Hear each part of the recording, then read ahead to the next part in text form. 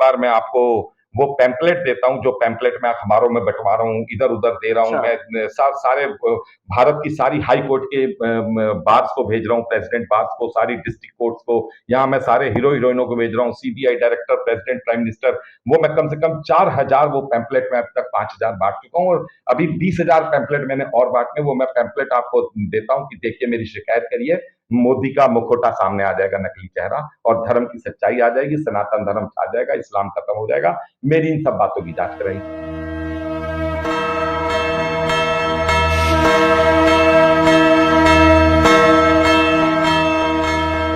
स्वामी जी नमस्कार। नमस्कार। आज काफी अरसे बाद फिर आपके साथ रूबरू हुए हैं। कुरान जी। क्या कहती है कुरान में? जी। स्वामी जी, जैसे कुरान की आप आयतें बताते हैं, जी। अभी हमने पिछले 80-85 एपिसोड जो हमने हुए हैं, 81 से 85 हाँ, पांच। उसमें सिर्फ 5 या 10 आपने आयतें बताई होंगी जी। और जहाँ तक मेरा दावा है कि शायद 6,500 आयतें हैं। लगभग। ऐसे तो बहुत समय लग जाएगा हमें पूरी कुरान पे चर्चा करते हुए। जी। तो थोड़ा-सा सूक्ष्म में कुछ जो है आप इसके बारे में बताइए।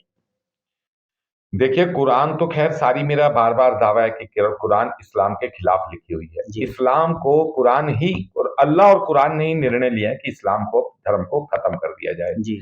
तो कुरान का अब नया वर्जन जो संसार के सामने आएगा, उसमें सनातन धर्म पूरे विश्व में छा जाएगा। जी। काबा में भी शंकर भगवान, कृष्ण भगवान की, राम कृष्ण की मूर्तियां लग जाएंगी। जी। वर्ल्ड की सारी मस्जिद मंदिरों में बदल जाएंगे और उसी के लिए कोरोना, वर्ल्ड वॉर्स, प्राकृतिक आपदाएं, हिमपात, स्नोफॉल, ज्वालामुखी का फटना, ये सब पूरे ग्लोबली जो पूरे वर्ल्ड में पिछले 3 सालों से आपदाएं आ रही हैं, जी। ये मेरा बार बार दावा है कि 6 अक्टूबर 2016 को 40 सेकंड के मेरे साथ जो मिराज यात्रा हुई, जिसका पुराने पैगंबरों ने क्लेम किया, उस यात्रा के बाद मैंने कुरान समझी और मैंने कुरान, सारे बाइबल, सारे धर्म ग्रंथ पढ़े। जी। तब मुझे पता चला तो कुरान सारी इस्लाम के खिलाफ लिखी हुई बात है। ये मैं पिछली आयतें जो आपको पढ़ के बता चुका हूँ, लगभग 20-22 आयतें जी। हम। जी। जी। तो देखिए, कुछ ना कुछ आयतों को जरूर लिया जाएगा, ताकि आप जब समझेंगे तो आयत से समझेंगे। बिल्कुल। मैं चाहे जितना मर्जी समझाता रहूं, तो आपको हम फिर भी एक दो आयतें ले ही लेते हैं। जी। जैसे हमने पिछली 20-22 आयतें पढ़ ली थी, तो देखिए इसमें जो है आगे वही सूरह बकरा, जो आपको बताया जा रहा है बार बार कि कुरान का सबसे पहला चैप्टर और सबसे बड़ा चैप्टर, जिसका नाम है गाय माता, जय माता जी। सूरह अल बकरा। जी। तो देखिए, कुरान ही केवल एक ऐसी किताब है धरती पे जिसपे 317 बार गाय गाय पूजा का जिक्र आ रहा है। अच्छा। 317 बार 17 बार। गाय गाय पूजन का जिक्र आ रहा है। और सनातन धर्म की हर रीति रिवाज, जो भी सनातन धर्म का पूजा पद्धति है, वो कुरान से ही साबित हो रही है। ये बार बार मैं कह रहा हूं कि किसी भी धर्म को अगर अपनी सर्टिफिकेशन लेनी है, तो उसे कुरान की शरण में आना पड़ेगा। तो देखिए, वही सूरह बकरा की हम आयत नंबर 14 पढ़ते हैं, फिर 24 पढ़ते हैं। फिर अगर ना कर सको और हरगिज ना कर सकोगे, तो बचते रहियो उस आग से जिसका ईंधन इंसान और पत्थर है। ये आग तैयार है इनकारियों के वास्ते। तो देखिए, ये सारी कुरान जो है इस्लाम धर्म के लिए लिखी हुई है और इस्लाम धर्म के खिलाफ ही लिखी खिलाफ हुई है। लिखी हुई है। तो देखिए, फिर अगर ना कर सको, हरगिज ना बचोगे उस आग से जिसका ईंधन इंसान और पत्थर है। तो ईंधन, इंसान और पत्थर, तो देखिए जो काबा में जो पत्थर को पूज रहे हैं, बिल्कुल। उसको अल्लाह कह रहे हैं कि ये जहन्नम का ईंधन है। ये पत्थर को पूज रहे हैं और ये लोग जहन्नम के लिए अपनी तैयारियां कर रहे हैं। इसी अच्छा। पत्थर की, जब कुरान कहती है, जब मूरत बना दी जाती है, जो हम शंकर भगवान, राम भगवान, कृष्ण भगवान, जब इनकी मूर्तियां बन जाती हैं, तो ये पत्थर नहीं रह जाता, फिर ये मूर्ति हो जाती है। मूर्ति है। तो अल्लाह कह रहे हैं कि बचते रहियो उस आग से जिसका ईंधन इंसान और पत्थर है। इंसान वो जिसे अल्लाह और कुरान का पता नहीं चल रहा, जिसमें खास तौर से इस्लाम, और पत्थर, जो ये पत्थर, इसी पत्थर को सनातन धर्मी जब पूज देते हैं, तो वो मूर्ति निकल कर आ जाती है और उस मूर्ति की पूजा को अल्लाह सर्टिफाइड कर रहे हैं कि मूर्ति की आपको क्या, अल्लाह खुद अपनी शक्ल में है, अल्लाह खुद अपने एक इंसान के रूप में है, अल्लाह इंसान के ही रूप में है। बाइबल भी ये बात कहती है कि फिर भगवान ने, गॉड ने अपने रूप के अनुसार दुनिया को रच दिया। हम लोग तो पूछते ही मूरत को हैं। मूर्ति, तो बिल्कुल। इसीलिए इसमें अगली आयत पढ़िए, और खुशखबरी सुना दो उनको जो ईमान लाए और नेक काम करते रहे, उनको ऐसे बाग मिलेंगे कि बहती हैं उनके नीचे नहरें। तो नहरें केवल भारत में बहती हैं, अरब क्षेत्र में सारे में नीचे पेट्रोल बहता है।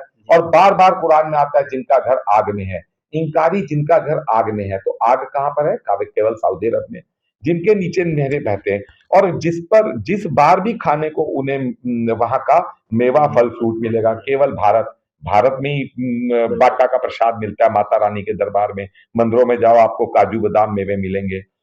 और कहेंगे ये वही मिला था जो हमको मिला, जो हमको पहले भी मिला था, और उनके पास आएगा तरह तरह का मिलता जुलता, और उनको वहां पाक साफ औरतें मिलेंगी, और उनको वहां हमेशा हमेशा रहने को मिलेगा। तो देखिए, पाक साफ औरतें, अब ये पाक साफ औरतें क्या है, यही कुरान की कोड वर्ड है। पाक साफ औरतें मिलेंगी यानी जन्नत में। जन्नत किसका? जो भारत का उल्लेख किया जा रहा है कुरान में बार बार। पाक साफ मतलब चार चार औरतें नहीं है, मतलब आप अगर इसको आप समझिए कितनी गंदी जुबान में अगर बोला जाए, तो पहली दूसरे में, फिर तीसरी, फिर चौथी, वो कितनी गंदगी अपने आप में बन जाती है कि वही एक आदमी पहले उस पे जा रहा है, फिर उस पे जा रहा है, फिर उस पे जा रहा है। तो किस हद तक गंदगी ये बन रही है, ये इस्लाम को नहीं पता चल रहा। पाक साफ औरतें, और इस मेरी बात को देखिए, अगली आयत जब पढ़ेंगे तो आपके दिमाग में थक्के जम जाएंगे सुनकर, जो मैं बता रहा हूं कि पाक साफ औरतें अल्लाह कैसे बता रहे हैं। सिंगल बीबी, एक बीबी है, उसी के साथ और उसी के साथ रात बीत गई। इनमें क्या है कि इसके साथ फिर उसके साथ गंदगी भर गई।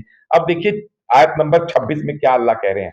बेशक सच बात समझाने के लिए अल्लाह को किसी मिसाल बयान करने में शर्म का कोई सवाल ही नहीं, चाहे किसी मच्छर की मिसाल ही क्यों ना हो, या उससे भी घटिया किसी और चीज की, जो लोग सच बात को कबूल करने वाले हैं वह इन मिसालों से जान लेते हैं कि यह ठीक है और उनके रब की तरफ से आई है, और जो मानने वाले नहीं वे बिदक कर कहते हैं ऐसे मिसालों से अल्लाह का भला क्या इरादा है। इस तरह अल्लाह की एक ही बात से बहुत लोग बहक जाते हैं और बहुतों को सही रास्ता मिल जाता है, और बहकते सिर्फ वही हैं जो बेहुक्म है। तो देखिए कितनी इंपॉर्टेंट बात यहां पर अल्लाह ने बता दी कि जब चार चार से करोगे तो गंदगी हो जाएगी। पाक साफ औरतें केवल सिंगल। और अल्लाह अगली आयत में कहते हैं अल्लाह को कोई शर्म नहीं आ रही गंदी से गंदी मिसाल देने के लिए, चाहे मच्छर की हो चाहे उससे भी घटिया हो, ताकि इन लोगों को अकल आए। और यही इस्लाम का बहकने का कारण है। अल्लाह खुद कुरान के अंदर कहते हैं एक ही आयत से कुछ लोग बहक जाते हैं, कुछ को सही रास्ता मिल जाता है। तो इस्लाम क्या हुआ, बुखारी ने धोखा दे दिया, इस्लाम को धोखे में डालकर बुखारी ने सारे इस्लाम को एक धोखे के तहत बहका दिया।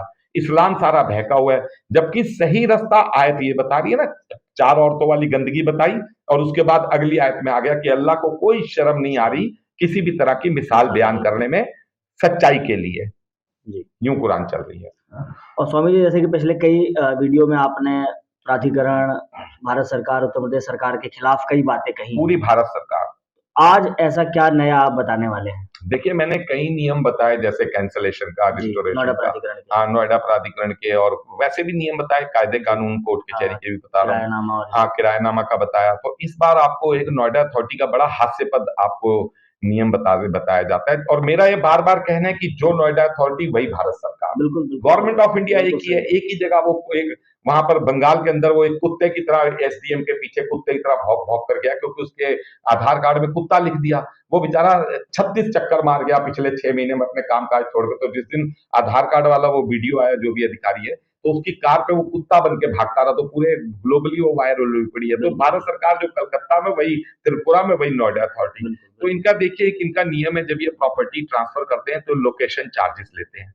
तो मैंने कभी जब नोएडा में हम लोग थोड़ा बहुत कामयाब हुए, 19 सेक्टर से 56 सेक्टर में बनाया, 56 से फिर 36 में बनाया, 36 में अल्टीमेटली 25 चला गया, फ्लैट में चला गया। कोठियों का फिर देखा, कोठियों में बड़ी दिक्कत होती है रहने में। तो वो जब मैंने 56 वाली बेची, तो वो कोई 30,000 के जज थे उत्तराखंड के, उन्होंने वो खरीदी थी। तो उन्होंने जब खरीदी, ट्रांसफर चार्जेस पता किए, तो डीलर ने उनको ट्रांसफर चार्जेस बता दी ये हैं। फिर वो बाद में ट्रांसफर पे उनको ऑब्जेक्शन लग गया, तो पता चला क्यों लग गया जी, पता चला कुछ 10-20 हजार और एक्स्ट्रा मांग रही है अथॉरिटी। कह रहे किस बात की? कह रहे जी ये लोकेशन चार्जेस। तो उसका मुझे फोन आया सेलर का, बायर का। उसने कहा पंडित जी आपने लोकेशन चार्जेस नहीं ली थी जब मकान लिया था? मैंने कहा मैंने तो लिए थे। कह रहे ये फिर मुझसे क्यों मांग रहे हैं लोकेशन चार्जेस? मैंने कहा वो तो हर एक से मांगते हैं। तो कह रहा तो इन मूर्खों को कौन बताएगा कि लोकेशन थी तभी तो खरीदा। भाई आपके 10-5 lakh transfer charges, revenue charges क्यों बन रहे हैं कि मैं नोएडा आया, मैंने लोकेशन देखी, लोकेशन पसंद आई तो मैंने खरीद लिया। अब ये अलॉटी से भी लोकेशन, अटॉर्नी से, वो ट्रांसफरी से भी लोकेशन, वो 10 बार बिकेगा तो 10 बार लोकेशन चार्जेस लिएगी। मतलब महामूर्खों वाले नियम इनके सारे।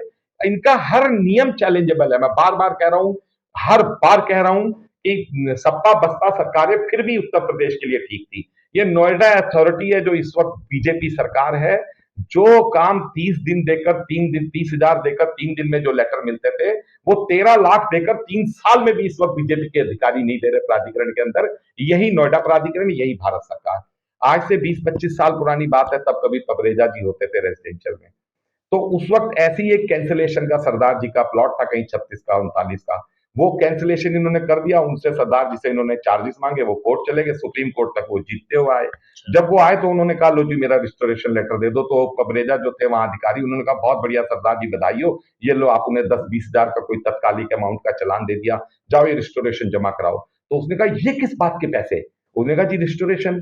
कह रहे सुप्रीम कोर्ट तक ने कहा मेरा प्लॉट है, अब तुम किस बात के रिस्टोरेशन ले हो? 20 साल मेरे खराब कर दिए, लाखों रुपए मेरे लुट गए इसमें। कह रहा अच्छा अच्छा ठीक है तो हमारा नियम है, ये दे दो। वो लेकर गया वापस अपने सुप्रीम कोर्ट। उन्होंने कहा जी लो जी कंटेम्प्ट ऑफ कोर्ट लगाओ। वकील बोला, कह रहे कैंसिलेशन चार्जेस लेकर, रिस्टोरेशन चार्जेस लेकर, सॉरी रिस्टोरेशन चार्जेस लेकर ये अपनी कैंसिलेशन को रिकन्फर्मेशन कर रहे हैं। तो रातों रात इन्होंने स्टैंडिंग कमेटी बोर्ड मीटिंग क्या बुलाई और वो इन्होंने वेवर कर दिया वो रिस्टोरेशन चार्जेस जो कोर्ट से जीत कर आए। तो इनका हर नियम चैलेंजेबल है, जो कोई चैलेंज कर दे तो वो अपना पार पा जाएगा, नहीं तो धक्के खाते रहो। आम आदमी कैसे चैलेंज करेगा सरकार को? हाँ। और एक चीजें और आती है, जैसे कई लोगों से सुना आपके बारे में कि आप प्राधिकरण पे बहुत सवालिया निशान उठाते हैं पूरे भारत सरकार पे और प्राधिकरण जाते रहते हैं आप, अमूमन जी, आपको देखा जी, जाएगा मैं प्राधिकरण गया, से काम करते हैं हाँ। और बहुत सारी चीजें आपने सीखी। अब आप बगावत पे उतर आए हैं प्राधिकरण के खिलाफ। नहीं देखिए 6 अक्टूबर 2016 को मेरी मिराज यात्रा हुई। जी 500 बिलियन लाइट ईयर, 500 बिलियन, 500 अरब प्रकाश वर्ष में 40 सेकंड में घूम कर आया। जिंदा जी भगवान से मिला के आया, जिंदा जी स्वर्ग नर्क देख कर आया। भारत सरकार को मैंने तांडव कर रखा है हर जगह। मैं हर जगह मोदी को चैलेंज कर करके गालियां देकर, अब शब्द बोल बोल कर बीजेपी को, भारत सरकार को मैं चैलेंज कर रहा हूं, मेरी जांच कराओ, मेरी जांच कराओ। धरती से इस्लाम खत्म हो जाएगा, भारत विश्व गुरु बन जाएगा, यूएनओ भारत को विश्व गुरु डिक्लेयर करेगी, अल्लाह और कुरान की सच्चाई सामने आ जाएगी। मगर नहीं, वो सब सरकार नहीं काम कर रही। मैंने पूरा तांडव का लेवल में बढ़ाता चला जा रहा हूं, मगर कोई सुन नहीं रहा। तो ये जो मेरे पे इल्जाम लगाने वाले हैं, उनको मैं जरा अपनी जानकारी दे दूं कि 2005-6 के अंदर 44 सेक्टर का ड्रॉ हुआ था, जो सीबीआई ने रद्द कर दिया था, जो तत्कालिक सरकार में अपने सारे मामे चाचों को 200-400 प्लॉट बांट दिए थे। वो सीबीआई से जब रद्द हुआ, तो ये तो बात 15-20 साल पुरानी है। तब एक कमेटी बैठाई गई 3 आईएएस अफसरों की, जिसमें महेंद्र सिंह थे और राजगोपालाचारी करके कोई। तब मैं शुरू से बड़ा एक्टिव रहा। तो नोएडा अथॉरिटी में जाता था, गुजरों के साथ, इंडस्ट्रियलिस्ट के साथ, एसोसिएशन के साथ, मुझे ले जाते थे अपनी बातें रखवाने के लिए। तो ये कोई करंट की बातें नहीं है कि कोई इल्जाम लगा दे, मैं जाता रहा, मैंने सीख के कर दिया। ये उस वक्त की बातें हैं, बीएन सिंह वगैरह, डीसीओ वगैरह होते थे। तो उस वक्त मेरे को वहां पर विधायक सतबीर होते थे। सतबीर विधायक ने मेरी जिम्मेदारी डाली। जब 10-5 मीटिंगें होगी, सीबीआई का ड्रॉ रद्द हो गया, नए सिरे से होना है, इंडस्ट्रीज कोटे का क्या होगा, कमर्शियल कोटे का क्या होगा, विलेजर कोटे का क्या होगा, मेरे साथ 100-100 गांव वाले जाते थे विधायक के साथ। तो उस वक्त फिर महेंद्र सिंह सरदार जी होते थे सीओ। उन्होंने कहा भाई आप एक और आदमी अपॉइंट कर दो जो आपकी तरफ से ब्लाइंड निर्णय ले और जिसे सब पता हो। तो ये सब बातों का ज्ञान देखते हुए मैं पहला नोएडा प्राधिकरण के अंदर पहला एक ऐसा आदमी हूं जो मैं उनकी कमेटी के अंदर बैठा, प्राइवेट आदमी। मुझे वहां पर 2 आईएएस और महेंद्र सिंह सरदार जी थे, मुझे उसमें बिठाया गया। पूरे नोएडा अथॉरिटी, एनईए और गांव वालों की तरफ से सतबीर विधायक ने उल्टा मुझे मजाक में मिन्नी विधायक कहकर इंट्रोड्यूस किया था। सब गुजर लॉबी का मेरे पे विश्वास था, लोकल वालों का, और मुझे वहां पर सर्वसम्मति से चुना गया। मैं जब बैठा तो उसका बड़ा अच्छा किस्सा भी है। जब ये आईएएस अफसरों ने जिस दिन आना था, तो उससे एक दिन पहले मैं अपने घर पे कैरम बोर्ड खेल रहा था मेरे मामा वगैरह के साथ। तो रात की मेरे ख्याल 8-8:30 का टाइम है, महेंद्र सिंह सीओ का फोन आया। तो उन्होंने मुझे कहा हेलो शर्मा जी। मैंने कहा हाँ। कह रहे मैं महेंद्र बोल रहा हूँ। तो मेरे पास तो उनका नंबर था नहीं, तो मैं कैरम खेल रहा था। मैंने कहा हाँ हाँ बोल महेंद्र बोल। मेरा एक डिवाइन वाला एक महेंद्र बंसल मेरा दोस्त है, मैंने सोचा वो शायद नंबर बदल कह रहा है। कह रहा है मैं महेंद्र बोल रहा हूँ, पहचाना नहीं। तो मैंने फिर कहा मैंने बोलना बे, क्या करेगा, मैं खेल रहा हूँ। तो उसने कहा, उन्होंने कहा जी मैं सीओ महेंद्र सिंह बोल रहा हूँ। तो मैंने कहा अरे सर। तो मैंने कैरम बोर्ड को लात मारी, खड़े होकर जय हिंद बोला। मैं 20 साल पुरानी बातें हैं। उन्होंने कहा कल आप खाना मत लाइएगा, बाकी आपका मोबाइल हम रख लेंगे। तो कल वो आईएएस आ रहे हैं, तो आप कल आके इसको सॉर्ट आउट कर रहे हैं, तो आप कमेटी के मेंबर हैं।